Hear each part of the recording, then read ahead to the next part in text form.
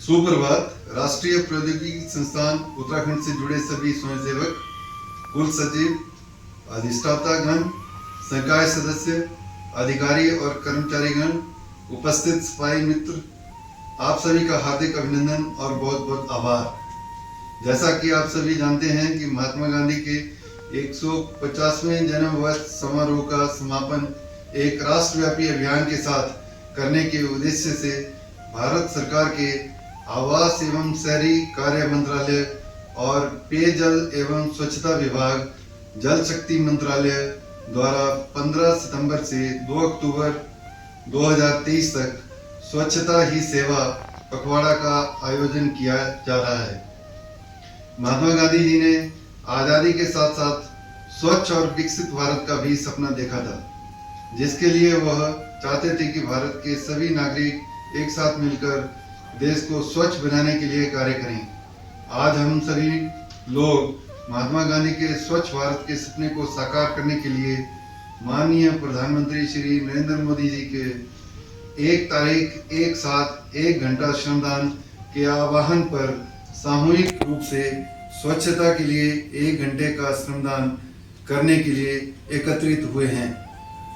स्वच्छता ही सेवा 2023 पखवाड़ा हमारे माननीय प्रधानमंत्री श्री नरेंद्र मोदी जी के नेतृत्व में 2 अक्टूबर 2014 को भारत सरकार द्वारा शुरू किए गए देशव्यापी अभियान स्वच्छ भारत अभियान का ही एक हिस्सा है, जिसका उद्देश्य भारतीय स्वच्छता लीग 2, सफाई मित्र सुरक्षा शिविर और सामूहिक स्वच्छता अभियान जैसी विभिन्न गतिविधियों के माध्यम से अधिक सार्वजनिक भागीदारी जुटाना है और स्वच्छता हर किसी की नैतिक जिम्मेदारी है की अवधारणा को सुदृढ़ करना है।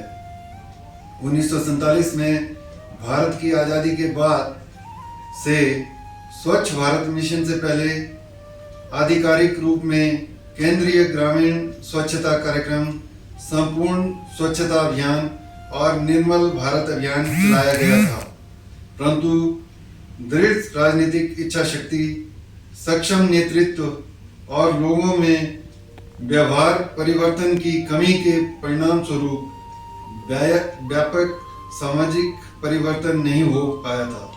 इसीलिए 24 सितंबर 2014 को माननीय प्रधानमंत्री श्री नरेंद्र मोदी जी के नेतृत्व में कैबिनेट की मंजूरी से निर्मल भारत अभियान को स्वच्छ भारत अभियान के रूप में पुनर्गठित किया गया।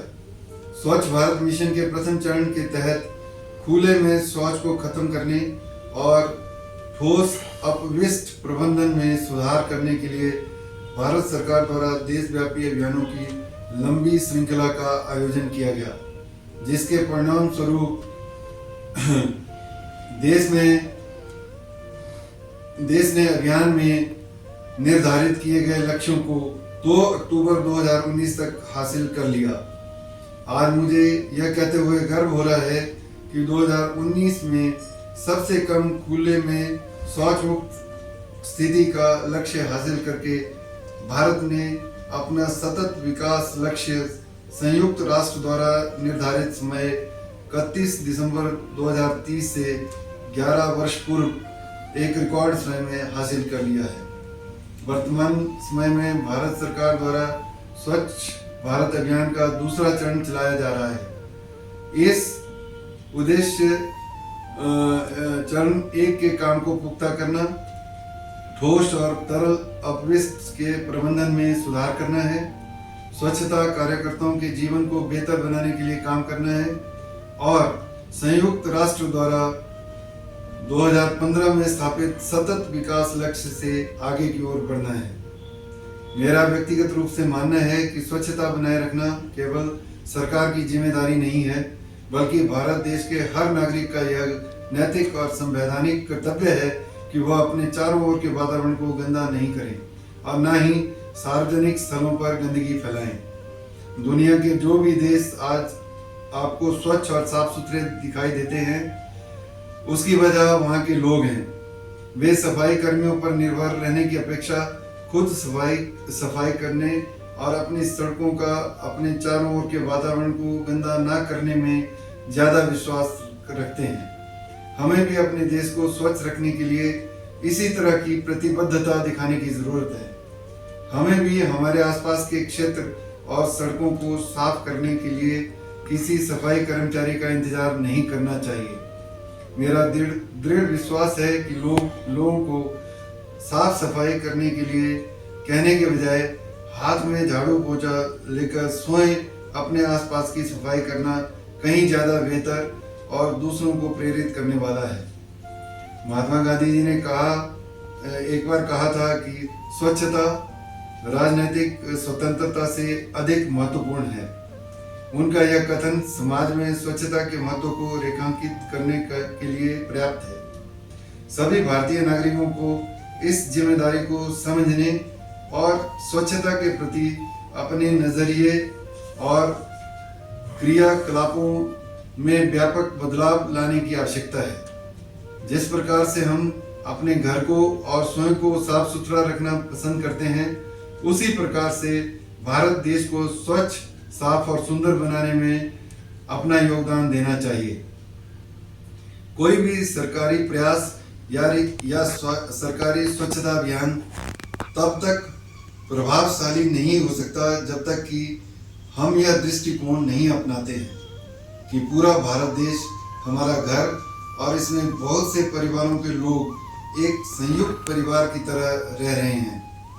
इसलिए सर्वप्रथम हमें सार्वजनिक स्थलों और उपक्रमों पर इधर उधर कूड़ा कचरा फेंककर गंदगी नहीं फैलानी चाहिए।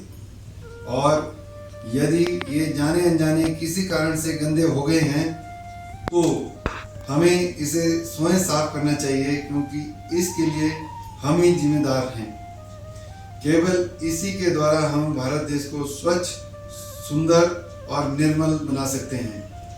इन्हीं शब्दों के साथ मैं एक बार पुनः आप सभी का इस अभियान में शामिल होने के लिए आभार व्यक्त करता हूं और अब सभी से अनुरोध करता हूं कि गांधी जी के स्वच्छ और विशिष्ट भारत के सपने को साकार करने के लिए हम सभी को इस राष्ट्रीय अभियान का सम्मान करते हुए इसका अनुसरण करना चाहिए और अपने सकारात्मक प्रयत्नों से इसे सफल बनाने का हर संभव प्रयास करना चाहिए। इसमें हम अभी 1 घंटा स्वच्छता के लिए दे रहे हैं, लेकिन अगर हम हर दिन 1 घंटा स्वच्छता के लिए दे पाएं और सार्वजनिक स्थलों में भी इस 1 घंटे की सफाई करें तो मुझे लगता है कि हम भारतवर्ष को जल्द ही स्वच्छ और निर्मल बना देंगे। धन्यवाद। जय हिंद, जय भारत, स्वच्छ भारत।